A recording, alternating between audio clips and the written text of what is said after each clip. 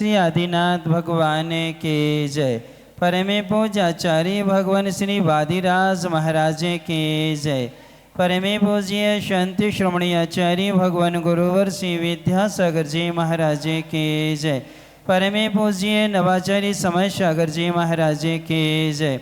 परम पूज्य मुनिवर श्री अजित सागर जी महाराज के जय। पूज्य श्री निराग सागर जी महाराज के जय।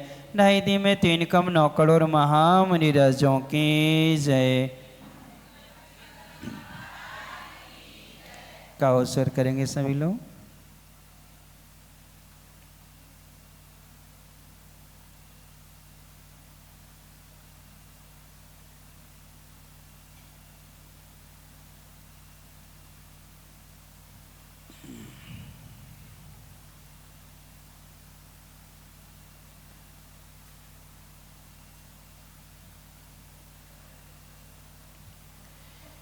एकी भावं गतियो मया यः स्वयं कर्मे बन्धो घोरं दुःखं भवगतो दुर्निवारः करोति तस्याप्यस्य त्वयि जनरवे भक्तिरुन्मुक्तये चेत् जेतुं शक्यो भवति न तया को परस्तापे हेतो ज्योतिरूपं दुरिति निवह द्वन्द्वविध्वंसेतु त्वामे बाहुर्जिनवर्चिरं तत्त्वविद्यावियोक्तः चेतो वासे भवसि च ममस्फर्मोद्भस्मानस् तस्मिन् नमः कथिमिव तमो वस्तुतो वस्तुमीष्टे। यहाँ पर ने पहले काव्य में कर्म बंध के विषय में था कि हे भगवान, जो कर्मी का बंध है वह बहुत दुख देने वाला है और आपकी भक्ति करते हैं तन्मयता से वह दुख भी क्या हो जाता है, नष्ट हो जाता है। दूसरे काव्य में कहा था कि हे भगवान, बहुत लंबे समय से अनादि काल से तत्वों को जानने वाले 63 रिद्धियों के धारी ऐसे गणधर परमेष्टि हमेशा से आपको ही पाप रूपी अंधकार का नष्ट करने में कारणभूत केवल ज्ञानी अरहंत को ही क्या है कहते आए हैं।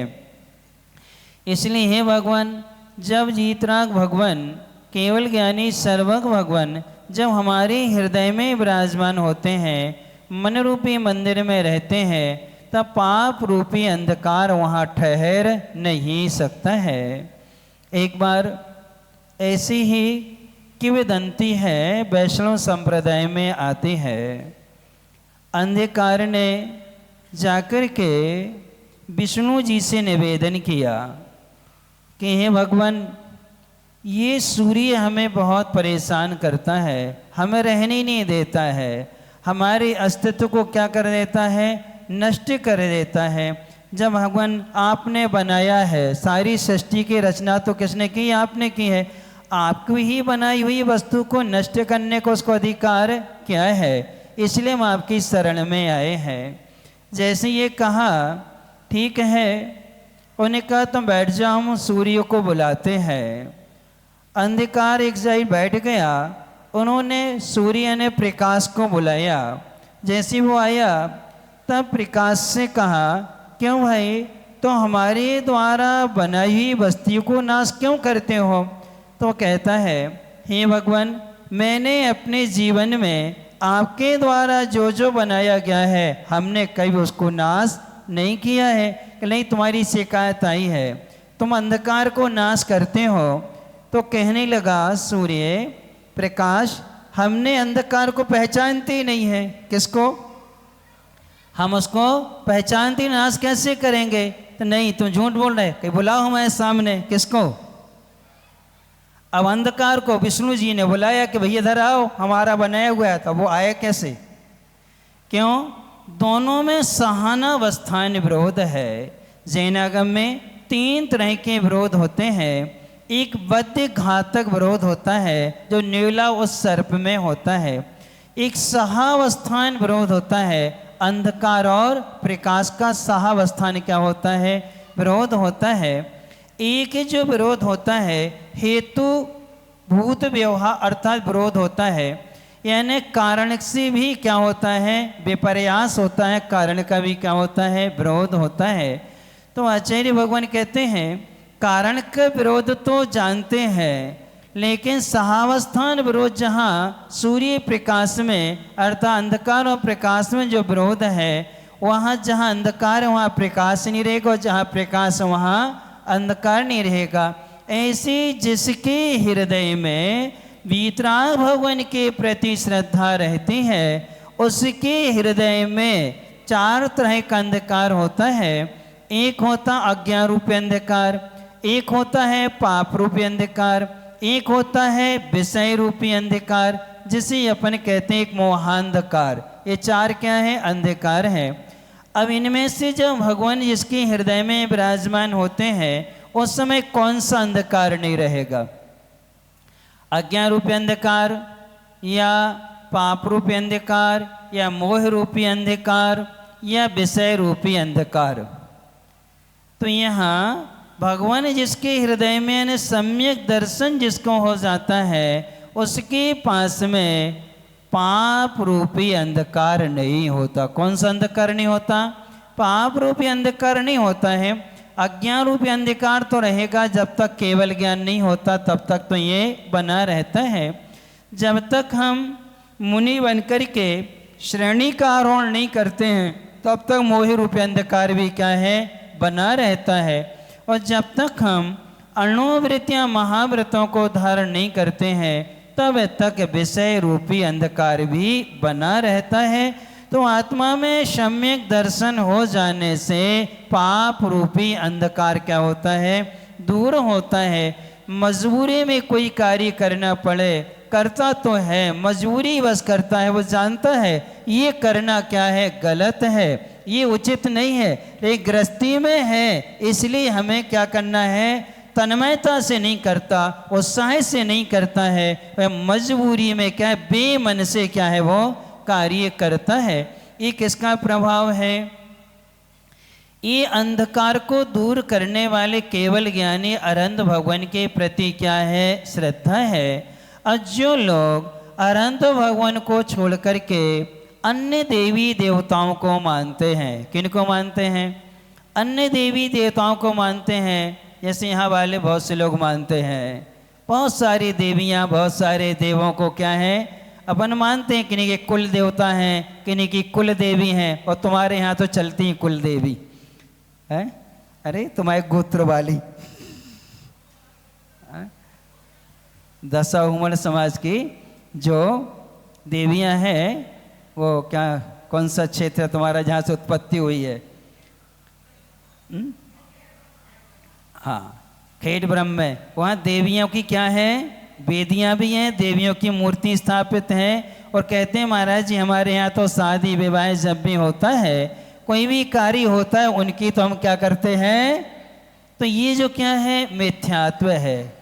चारों निकाय के देव भवनवासी, व्यंतर और जोशी वैमानिक, इन चारों निकाय के देवों को आत्म कल्याण का साधन मानना मिथ्यात्व है। क्या मानना, वैसे उनके अस्तित्व को स्वीकार करना मिथ्यात्व नहीं है। अपन तत्वार सूत्र में सब पढ़ते हैं, कौन से अध्याय में, चौथे अध्याय में पूरा विवेचन पढ़ते हैं। तो जैसे हैं उनके स्वरूप को स्वीकार करना मिथ्यात्व नहीं है, लेकिन उनको किसका साधन मानना, कि इनसे हमारा आत्म कल्याण होगा, इनसे हमारे विघ्न दूर होंगे, इनसे हमारी बाधाएं दूर होगी, इसलिए हम इनकी पूजन आराधना करना है। अब नव दुर्गा आएंगी, अब कई लोग नव दुर्गा में उपवास करेंगे, नव दुर्गा में जूते चप्पल नहीं पहनेंगे, नव दुर्गा में उन लोगों के साथ में बह करके कार्य करते रहते हैं। कई लोग तो जल ढालने भी जाते, जल चढ़ाने जाते, कौन, जैन समाज के बालक बालिकाएं अपने दोस्तों के साथ में। कई लोग वहाँ पर भोज आदि होता है तो उसमें भी क्या है, कन्या भोज में है ना।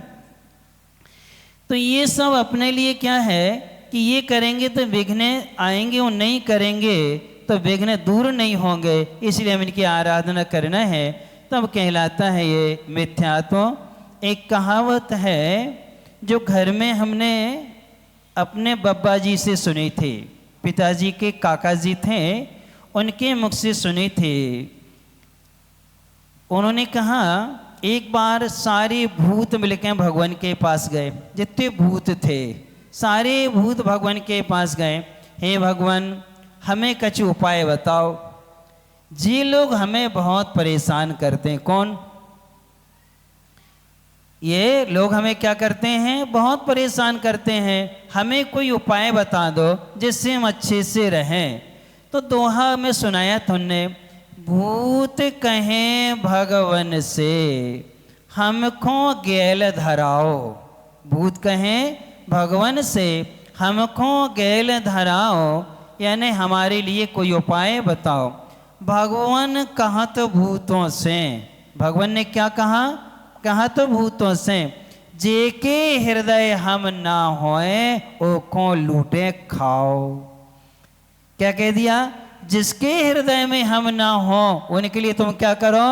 जितना परेशान करना सो करो। तो भूत कौन को परेशान करते हैं? जिनके हृदय में अरहंत भगवान के प्रति क्या है? श्रद्धा नहीं है, वितराग भगवान के प्रति विश्वास नहीं है। सबसे ज़्यादा परेशान वही लोग हुआ करते हैं। और इसमें भी चारों निकाय के देवों की एक महानता है या विशेषता है कि जब तक हमारा पाप कर्म का उदय नहीं आएगा तब तक कोई भी हमें परेशान नहीं करता है, और जब तक हमारा पुण्य का उदय नहीं आएगा तब तक कोई हमारी सहायता करने नहीं आता है। यानी हमें दुख देने वाला कोई है तो वो कौन है? हमारा स्वयं का पाप कर्म। और सुख देने वाला कोई है तो हमारा स्वयं का क्या है? पुण्य कर्म है। कोई दूसरा उसमें क्या है? निमित्त मात्र बनता, वो कभी देता नहीं। और अपन क्या मानते हैं? इसलिए यहाँ दूसरे छंद में कहा है कि हे भगवान आपके लिए पाप का विनाशक कहा गया है कि जिसके हृदय में आप क्या होते हैं? विराजमान रहते हैं, उसके पास में कभी भी पाप का समूह आ ही नहीं सकता है। इसीलिए आप विचार करो कि सीता जी के लिए इतने सारे संकट आए। कौन के? सीता जी के लिए कोई देव क्यों नहीं आया सहायता करने? और जब वो अग्नि में कूदने लगी तब क्यों आए वे? अग्नि में जब कूदने लगी तो देव आ गए, इसके पहले क्यों नहीं आए? क्योंकि सीता उनको मना भी गई थी, देवताओं की पूजा कर रही थी, अग्नि में कूदेंगे तो हमारा ने क्या कर लेना। ये किया था क्या? नहीं। देव इसलिए नहीं आए थे, सीता का स्वयं का पाप कर्म का उदय चल रहा था। क्या चल रहा था? इसलिए कोई सहायता करे। जैसे जैसे उसने पाप को सहन किया, क्या किया? क्योंकि आचार्य सूत्र का, आचार्य श्रीका जी का सूत्र है, अपना किया हुआ पाप कर्म के उदय का फल सहा जाता है, कहा नहीं जाता। क्या? अपने बांधवी कर्मोदय का फल क्या होता है? सहन किया जाता, कहा नहीं जाता। तो सीता ने अपने कर्म के उदय को सहन किया है, कभी उसने शिकायत नहीं की। किसने?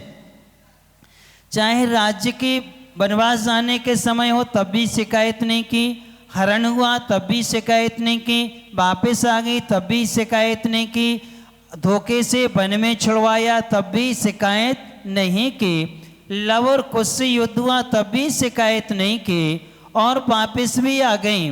और अब अग्नि में क्या कर रहे हैं? प्रवेश का भी आदेश, तब भी शिकायत नहीं की। तो सहन करते करते उनका पाप कर्म बिल्कुल क्या होता गया?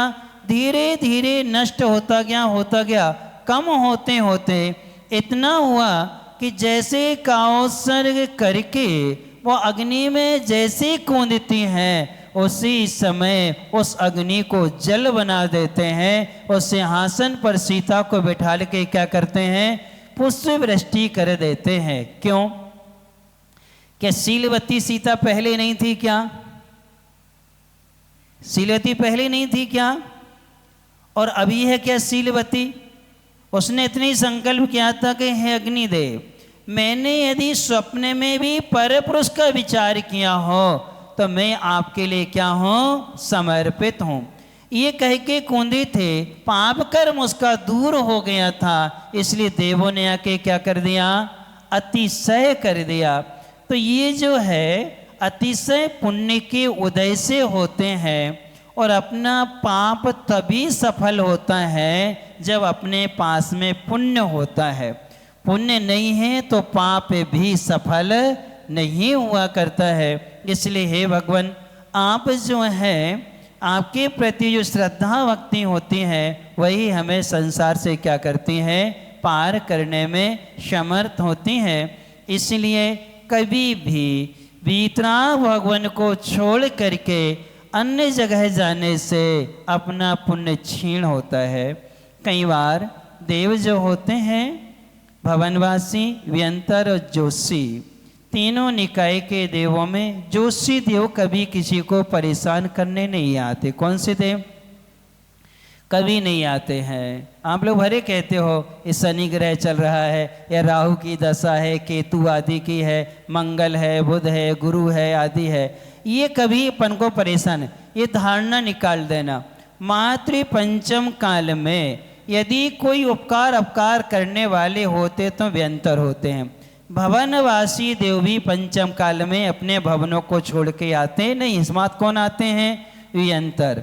अब व्यंतर देवों में सापानुग्रह नाम की शक्ति होती है, अर्थात प्रभाव यानी उनको उपकार करना। हमारा पुण्य का उदय होगा, सहयोग करेंगे, हमारा पाप कर्म का उदय होगा तो हमारा क्या करेंगे, असहयोग करेंगे। अब उसमें ये विशेषता है, कोई व्यंतर है, कुंवदी ज्ञान से जान लिया कि हमारा पूर्व का बैरी है और उसको परेशान करना है, बदला लेना है, तो तुम्हारा पुण्य क्षीण कराएगा। क्या कराएगा? वो आएगा आपके पास में और आपको आकर के आपका पुण्य क्षीण कराएगा, जैसे चक्रवर्ती का पुण्य क्षीण कराया था। किसने? उन्हीं का रसोईया था, और मर के क्या बना था, व्यंतर बना था। अब व्यंतर था, बदला लेना था। 9 निधि 14 रत्न के स्वामी थे, 23,000 देव चक्रवर्ती की सेवा में बरमेश रहे। एक एक निधि, एक एक रत्न के 1,000 देव क्या करते हैं, रक्षा करते हैं। तो अब उसको बदला लेना था। तो बदला लेने का उसने सोचा, कैसे बदला लेंगे? तो उसने सोचा कि ये पंच परमेष्टि मंत्र का क्या कर दे, अपमान कर दे, अनादर कर दे। जैसे मंत्र का अपमान अनादर करेगा, इसका पुण्य क्या हो जाएगा, क्षीण हो जाएगा, और हम क्या कर लेंगे, बदला ले लेंगे। तो उसने चक्रवर्ती को प्रलोभन दिया। क्यों? आपसे शायद याद हो, हमने कहा था आपकी जो कमजोरी है, आपके गुरु या माँ और पिता के अलावा किसी को मालूम नहीं चलना चाहिए। और चक्रवर्ती की कमजोरी उस व्यंतर को मालूम थी कि ये जो है जिह्वा लोलुपी है। कैसा है ये? जिह्वा लोलुपी है, यानी ये जो है रसना इंद्री का क्या है, बहुत ज़्यादा शौकीन है। जैसे आप लोग हैं, कहाँ वाले, हर चीज़ छूट जाए लेकिन क्या नहीं छूट सकता है? अब उसके लिए ना दिन देखी जाती, ना रात, ना भक्ष और ना अभक्ष। हमने देखा एक दिन यहाँ क्षमा वाणी का, जिस दिन आपका विमानजी था, है ना, उस दिन यहाँ भोजन था। कहाँ? ऊपर सबका था, पूरी समाज का। और बाजार से हम बैठे थे, बाजार से पुंगा आ रहे थे। क्या आ रहे थे? थैली में आए थे वे फिंगर खाने के लिए। और हमने पूछा ये क्या चल रहा है? कि महाराज हमारे यहाँ तो चलता है, हमारे यहाँ तो क्या है, हमने बहुत मना किया, नहीं वापस ले जाओ। तो बड़े चालाक हैं यहाँ के लोग, कि महाराज जी हमने चुपचाप रखवा दिया। रखवाया नहीं था, हम जब बाद में शाम को गए तो बच्चे और बड़े लोग भी उंगली फंसा के क्या कर रहे थे, महिलाओं को भी देखा। हमने कहा देखो, यानी हमारे सामने झूठ भी बोल रहे हैं। यहाँ मर्यादा का भोजन और शुद्धता की बात, और आ कहाँ का रहा है, बाजार की वस्तु बना के क्या कर रहे हैं, खा रहे और खिला रहे हैं। तो आपका पुण्य बढ़ेगा कि घटेगा, ये बताओ हैं?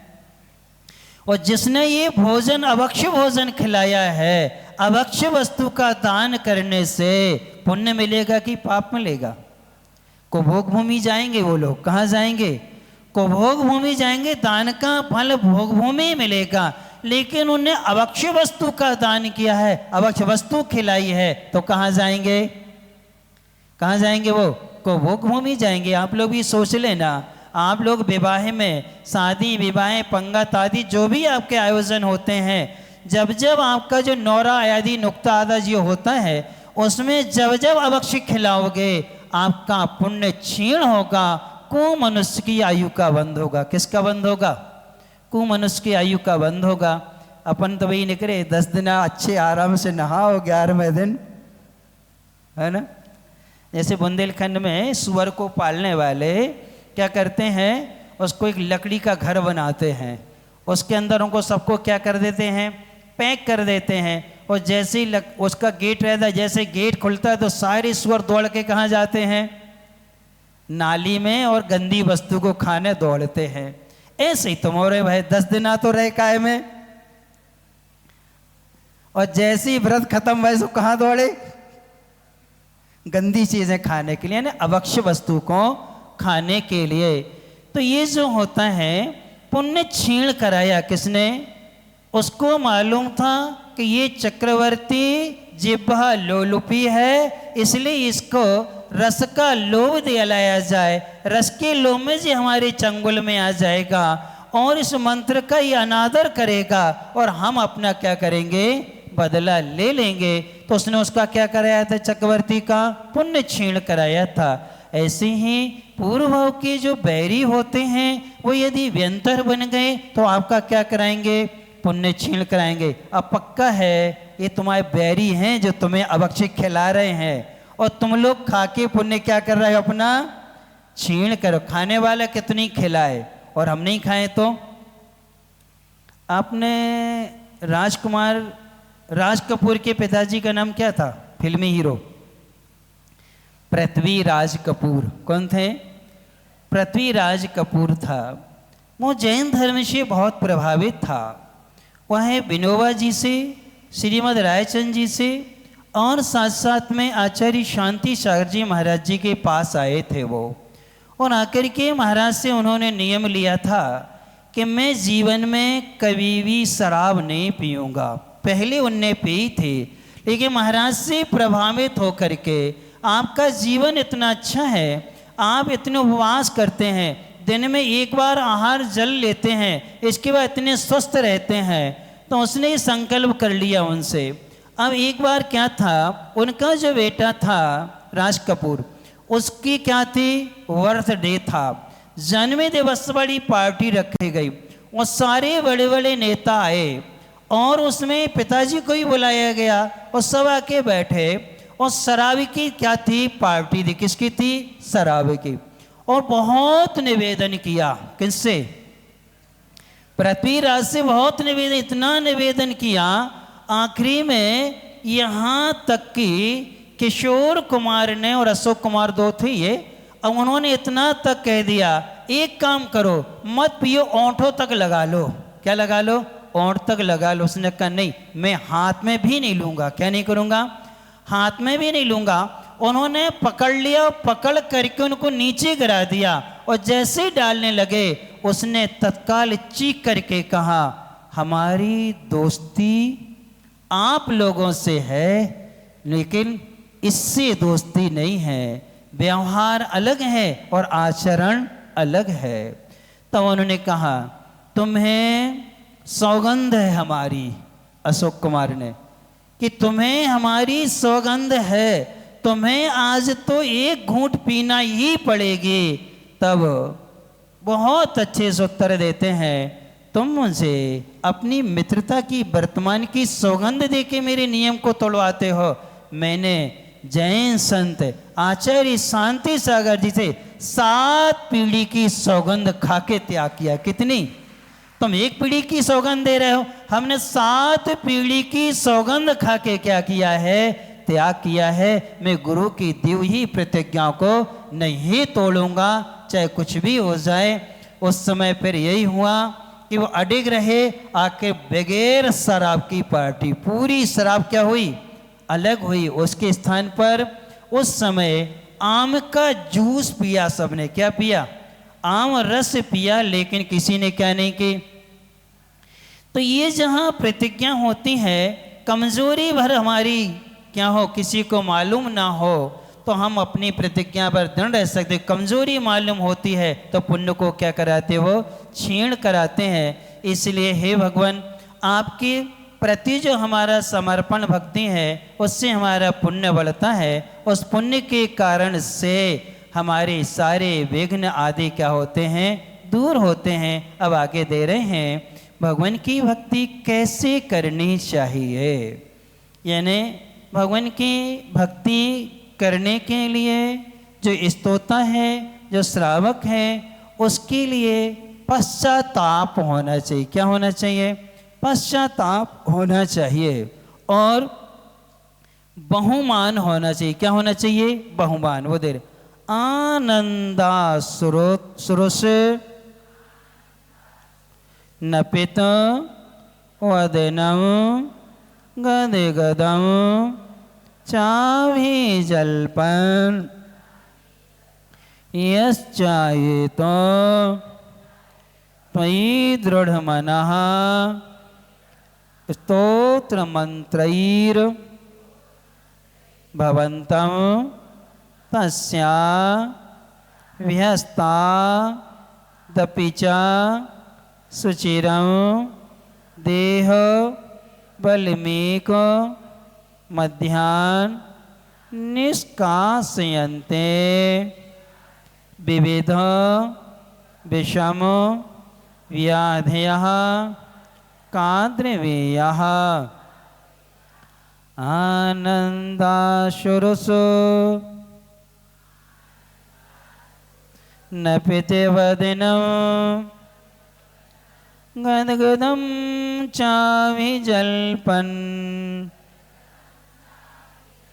यश्चायेत त्वयि दृढमनः स्तोत्रमन्त्रैर्भवन्तं। स्तोत्र नहीं, स्तोत्र। ता में वो की मात्रा त्रा में नहीं है। किसमें है? स्तोत्र है, स्त्रोत नहीं है। स्तोत्र मंत्रैर्भवन्तं तस्याभ्यस्ता दपि च सुचिरं देवल्मीकिमध्या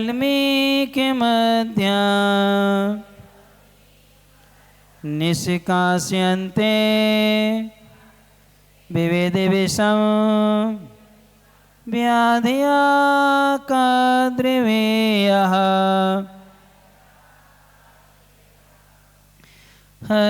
हर्षरूपियासु से मुख को प्रक्षालित करता भगवान तन्मय हो कर गद गद स्वर से भक्ति चढ़ाए भक्ति सुमन। स्तुति रूपी मंत्रों द्वारा जो प्रभु तुमको ध्याता है, तन रूपी बामी में बैठा रोग भुजंग भगाता है। अब यहाँ दे रहे हैं, आनंद अश्रु इष्णपित वदनम। आनंद अश्रु यानी हर्ष रूपी अश्रु यानी आंसुओं से, हर्ष रूपी यानी खुशी के आंसुओं से, इष्णपित यानी प्रक्षालित करता हुआ, वदनम यानी मुख को, वदन यानी अपने मुख को, चे और गद गदम गद गद स्वर से, किससे? गद गद स्वर से यानी हंसी का जो स्वर होता है वो अलग होता है और खुशी का जो होता वो अलग होता है। यानी दो तरह की हंसी होती है, एक स्वाभाविक हंसी होती है, एक दूसरे को नीचा दिखाने के लिए क्या होती है, हंसी होती है। दोनों में अंतर है। एक हंसी नीच गोत्र का कारण बनती है, जो दूसरों को क्या है, नीचा दिखाने के लिए। इसलिए आचार्य जी ने कहा है, हंसो खूब हंसो पर भूल कर किसी दूसरे पर मत हंसो। हंसना मना नहीं है, लेकिन दूसरे को क्या है देख करके हंसना, ये अपने लिए क्या है, मना है। तो ऐसे गदगद स्वर से अभी जलपन स्तुति करता हुआ यह जो मनुष्य तो आप में दृढ़ मना स्थिर मन से स्तोत्र मंत्र स्तुति रूपी मंत्रों के द्वारा भवंतम आपको अयेत पूजता है। क्या करता है, पूजता है।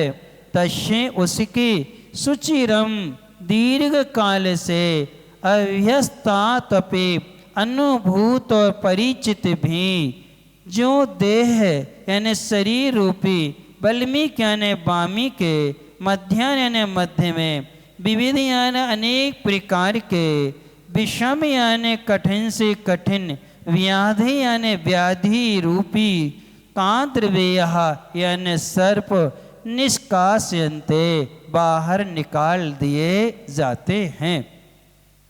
पूरे काव्य का अर्थ होगा, हे भगवान हर्ष रूपी आंसुओं से अपने मुख को प्रक्षालित करता हुआ और गद गद स्वर से प्रसन्नमय लालितमयी वाणी से आप में दृढ़ मन से जो स्तुति करता है, गुणगान करता है, उससे दीर्घ काल के अनुभूत परिचित भी सारी की सारे व्याधि रूपी जो रोग हैं वो क्या हो जाते हैं, निकल जाते हैं। जैसे वामी के अंदर सर्प है और जब मंत्रवादी मंत्र बोलता है उस मंत्र को सुन करके वह सर्प उसमें से निकल के क्या जाता है, बाहर आ जाता है। ऐसे ही अपने शरीर में जो आत्मा के साथ में कर्म संश्लेष बंध को प्राप्त हैं, जैसे जैसे भगवान की स्तुति करते हैं दृढ़ मन से, तो सारी के सारे पाप रूपी असाता वेदनी कर्म क्या हो जाता है, बाहर निकल जाता है, रोग दूर हो जाते हैं। ये एक उदाहरण देकर के उन्होंने समझा दिया कि जैसे मंत्र वाला मंत्र बोलता है, सर्व कितनी भी गहराई में नीचे वामी में क्यों न हो, लेकिन मंत्र के प्रभाव से खिंचा हुआ उस मंत्रवादी के पास में आ जाता है। ऐसे ही हमारे शरीर में, हमारी आत्मा में जो अशुभ कर्म रूपी या असाता वेदनी कर्म रूपी या स्थिर नाम कर्म जैसे जो रोग हैं, जो व्याधियां हैं, जैसे आपकी स्तुति करते हैं तो सारी की सारे स्तुति रूपी मंत्र से वो क्या आ जाते हैं, बाहर आते हैं। अब स्तुति कैसे करना चाहिए, तो उन्होंने स्तुति करने वाले श्रावक के लिए 3 अवस्थाएं बतलाई। सबसे पहले आपकी आंखों में आंसू होना चाहिए। कौन से आंसू होना चाहिए?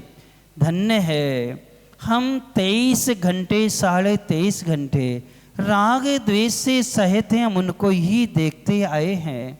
आज हमारा पुण्य का उदय है, ये नेत्र हम 18 दोषों से रहित हम वीतराग भगवान का क्या कर रहे हैं, अवलोकन कर रहे हैं। जब ऐसा भाव हमारे भीतर आता है तो आंखों में से क्या आने लगते हैं, खुशी के आंसू आते हैं कि आज हमें वीतराग मुद्रा के क्या हो गए, दर्शन हो गए। तो आंसुओं से पूरा चेहरा गीला हो गया। अब इसके बाद में गद गद स्वर में यानी प्रसन्नमय स्वर में भगवान का क्या करता है, वो उच्चारण करता है।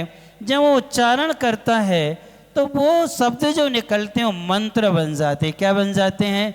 मंत्र बन जाते हैं। और फिर हमारा मन किस में होना चाहिए? दृढ़। मन किस में दृढ़ होना चाहिए? क्योंकि यहाँ का दृढ़ मनहा यानी आप ही मेरे लिए कल्याण में साधक हैं और कोई भी नहीं है। जब भी हमारा कल्याण होगा हे वीतराग भगवान आपसे होगा, अन्य किसी से नहीं होगा। इतना दृढ़ मन है आप लोगों का? नहीं, आप लोग तो बहुत अच्छे हो। गंगा गए सो गंगा दास, जमुना गए सो जमुना दास। आप लोग तो बगैर पेंदी के लोटा हो, है कि नहीं? हमारे बुंदेलखंड में जब 2 नंबर जाते हैं तो गड़ई लेके जाते हैं, और जब पानी पिलाते हैं तो लोटा से पिलाते हैं। तो एक बार पूछा हमने घर में बब्बा जी से, हनी बब्बा लोटा और गड़ई में ये अंतर का है? कहने लगे जैसे पानी पियते हैं वो लोटा कहलाता है, और जैसे 2 नंबर जाते हैं सो वो गड़ई कहलाता है। हमने कह दी लोटा को यदि उतर ले जाए तो? कहने लगे बेटा लोटा में नीचे कुलरी नहीं होती, अपन उतर रखें सो वो लोला कैसे अब कैसे शुद्धि कर पाओगे? और जिसमें गड़ई में क्या होती, नीचे किनार होती है, कुंडली होती है, तो रख दें सुबह गल जे होते, क्या हो जाएगी? जो गल जाएगी। तुम क्या कर लोगे? शुद्धि कर लोगे। इसलिए दोषों को दूर करना है तो श्रद्धा गड़ई जैसी होना चाहिए, लोटा जैसी। और अपन और कैसे है? बगैर पेंदी के, यानी जैसे अपन जो मिला वैसे अपन क्या है, ढल जाते हैं। कहते नहीं, एक कमजोर मन कहलाता। कौन सा मन कहलाता है? ये कमजोर मन कहलाता है। देखो आज के समय में भी यानी फिल्मी दुनिया में काम करने वाला वो हीरो क्या कहता है, 7 पीढ़ी की सौगंध खा के हमने क्या है, त्याग किया है, मैं इस चीज को हाथ नहीं लगाऊंगा। कितना आग्रह मित्रों का सब कुछ होने के बाद भी उन्होंने उसको स्वीकार नहीं किया है। ऐसे कई महापुरुष हुए हैं जिन्होंने अपने ली हुई प्रतिज्ञाओं को कभी तोड़ा नहीं है। लोक व्यवहार अपने स्थान पर है लेकिन आचरण अपने स्थान पे है। इसलिए कभी भी लोक व्यवहार में आकर के हमें अपने आचरण को, अपने परमार्थ को कभी नहीं बिगाड़ना चाहिए। इसलिए यहाँ पर एक कहा गया है कि बहुत सारे रोगों को नाश करने वाला ओम ह्रीं बहुरोग करनाशक दृढ़ भक्तियुत मन लाभ है श्री विषवना जिनेन्द्राय नमो नमः। यानी बहुत रोगों का कारण है, उसका नाश करने वाला जो दृढ़ भक्ति से युक्त मन है। किससे युक्त मन हमारा होना चाहिए? भक्ति से। कौन सी भक्ति से? गड़ई वाले की लोटा वाला है? कौन सी? गड़ई वाला होना चाहिए, यानी जो गढ़ जाए। ऐसी दृढ़ श्रद्धा कि कुछ भी हो जाए हम झुकेंगे नहीं, हम टूटेंगे नहीं। जब भी आत्म कल्याण का साधन मानेंगे तो वीतरागता को ही मानेंगे, अन्य को नहीं मानेंगे। ऐसी श्रद्धा के साथ में अब आगे चलते हैं कहानी की ओर। जब पापी कर्म का उदय रहता है तो संबंधों का संबोधन भी कलंकित हो जाया करता है, और हमारा पाप कर्मी का उदय होता है और साथ साथ में पुण्य भी होता है, तो हम उससे क्या है, बच भी जाते हैं। क्या है? सुंदरी का पाप कर्मी का उदय है, लेकिन पाप के साथ साथ में पुण्य उसके साथ है, क्योंकि उसको नमोकार मंत्र के प्रति दृढ़ श्रद्धा है और शील व्रत ही उसका मूल धन है। स्त्री का यदि कोई धन है तो क्या है? वो मात्र एक शील व्रति क्या है? धन है। सबसे श्रेष्ठ आभूषण यदि कोई है तो वो है। यदि वो चला गया तो सब कुछ चला गया। अर्थात इतने दृढ़ थी, इसलिए पुण्य ने साथ दिया। आज उसके लिए भाई जैसा क्या मिल गया? विद्याधर मिल गया। रत्न जटी महल में आकर के सबसे परिचय होता है। परिचय होने के बाद में बताता है, सुंदरी कहती ये तस्वीर किसकी है?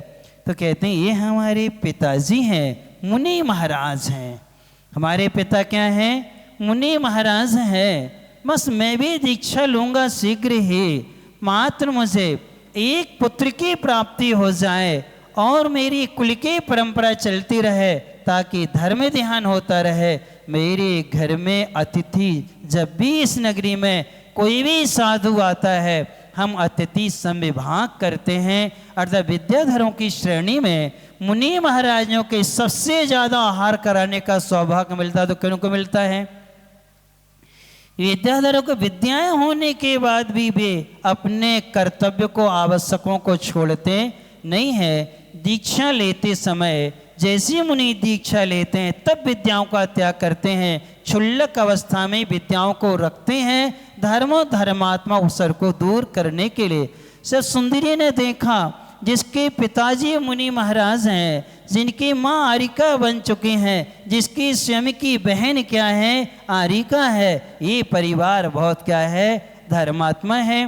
तब सुंदरी से कहते हैं बहन अब तो आपने सब विश्वस्त हो गई हो, अब आप अपना परिचय दो, आप कौन है, कहाँ से हैं, किस परिस्थिति में है। तब सुंदरी को जब पूर्ण विश्वास हो गया उसने सारी घटना सुना दी। किसको? इतनी सारी जगह से परेशान होकर एक अकेली नारी, तब वह रत्नजटी विद्याधर अपनी चारों रानियों के साथ में, पत्नियों के साथ में साष्टांग नमस्कार करता है। तुम तो साक्षात ब्रह्मचर्य की क्या हो? मूर्ति हो। इतने भयंकर संकटों में तुमने शील को सर्वप्रमुख माना है। और ऐसा करते हुए कहते चलो अपन तत्व चर्चा करते हैं।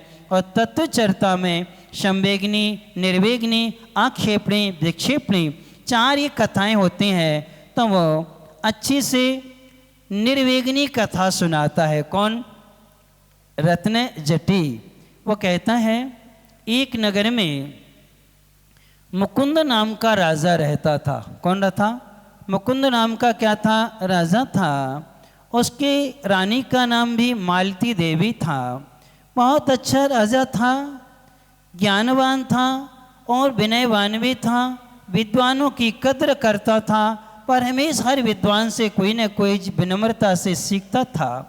उसकी दोस्ती, उसका एक मनोरंजन करने वाला एक कुबड़ा व्यक्ति भी था। कौन था?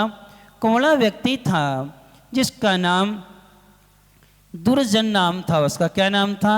दुर्जन था। कुबड़ा था लेकिन राजा का स्नेह पात्र था।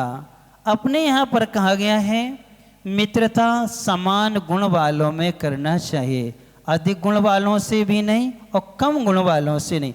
अधिक गुण वालों से करोगे तुम्हारे भीतर हीनता आएगी, दीनता के भाव आएंगे। कम गुण वालों से करोगे तो आपके भीतर अहंकार आएगा। समान गुण वालों से मित्रता करोगे तो कभी भी हानि नहीं होती है। लेकिन जो हीनांग होते हैं, विकलांग होते हैं, उनसे ना तो दोस्ती अच्छी होती है और ना उनकी दुश्मनी अच्छी होती। किनकी? जो विकलांग हीनांग होते हैं इनकी दोस्ती भी अच्छी नहीं है और इनसे दुश्मनी भी अच्छी नहीं है। इनसे ना दोस्ती और ना इनसे क्या करना चाहिए? दुश्मनी, दोनों नहीं करना चाहिए। उसकी मित्रता थी। एक मंत्रवादी सिद्ध पुरुष आया, उसने उसका बड़ा आदर भगत स्वागत किया। वो कहने लगा राजन, मेरा मन दिगंबरी दीक्षा लेने का है और मैं कुछ विद्याएं जानता हूँ, उन विद्याओं को मैं छोड़ना चाह रहा हूँ, इसलिए मैं आज आपके पास आया हूँ। आप राजन हैं, इस राज्य का आप संचालन करते हैं, इसलिए विद्याएं मैं आपको देना चाहता हूँ। अच्छा, कौन सी विद्या? मुझ में पर काय प्रविष्ट नाम की विद्या मुझे आती है। इस मंत्र को आप 9 बार स्मरण करोगे, आप किसी भी देह में मृत व्यक्ति को भी क्या करते हो? जीवित कर दोगे। ये आपके लिए हम सिखाते हैं। तो उन्होंने कहा महाराज, लेकिन ये विद्या भर में इस मंत्र की साधना, विद्या की साधना एकांत में होती। कहाँ होती है? गुरु के मार्गदर्शन में एकांत में होती है। तो उन्होंने कहा नहीं नहीं, चिंता मत करो, ये मेरा बहुत विश्वसनीय व्यक्ति है। उसने नहीं रे महाराज, हम आपको एकांत में सुनाएंगे, सिखाएंगे। उसने कहा नहीं, आप तो निश्चिंत रहिए और आप तो सिखाइए। तब उसने कहा नहीं। तो उसने कहा चलो तुम बाहर बैठ जाओ। क्या कर दो? बाहर बैठ जाओ। तो वो कुब्जा था कुबड़ा व्यक्ति, तो वो खिड़की के पास बैठ गया, सुनने लगा। उसने मंत्रवादी ने वो मंत्र सिखा दिया राजा को। राजा ने पूरा सीखा और सीख करके उसने प्रैक्टिकल भी कर लिया। प्रैक्टिकल करके देख भी लिया, दिखा भी दिया और बोला खुश हो गया। अब एक दिन राजा वन कीड़ा के लिए गया, अपने मित्र कुबड़े को घर में साथ में रखता था। जब वन कीड़ा करके लौट रहा था तो रास्ते में एक ब्राह्मण का शव पड़ा हुआ था। किसका? ब्राह्मण का। उस समय जलाते नहीं थे, कोई मर जाता था तो जंगल में छोड़ करके क्या है आ जाते थे। ऐसे उसको छोड़ के लोग आ गए होंगे। तब राजन ने कहा एक अच्छा अवसर है, इस समय विद्या का प्रयोग फिर से करना चाहिए, बहुत दिन हो गए हैं। अब उसने कहा कुब्जे से, देखो मैं इस ब्राह्मण को क्या करूँगा, जीवित कर दूंगा। और राजा ने क्या किया, अपना शरीर छोड़ा और मंत्र के प्रभाव से उसके शरीर में क्या कर गया, प्रवेश कर गया। जैसे प्रवेश हुआ ब्राह्मण खड़ा हो गया, बड़ा हंस के राजा का, देख मैंने क्या कर लिया, विद्या का प्रयोग कर लिया और ये उसने सिखाया था मंत्र क्या है, सही है, सच है। तो कुबड़ा कहता हाँ महाराज हमने भी सीखा है, आप हमारा भी कमाल देखो। अब झट से उसने मंत्र बोला तो वो राजा के शरीर में प्रवेश कर गया। कौन? उसने अपना कुबड़ा शरीर छोड़ दिया।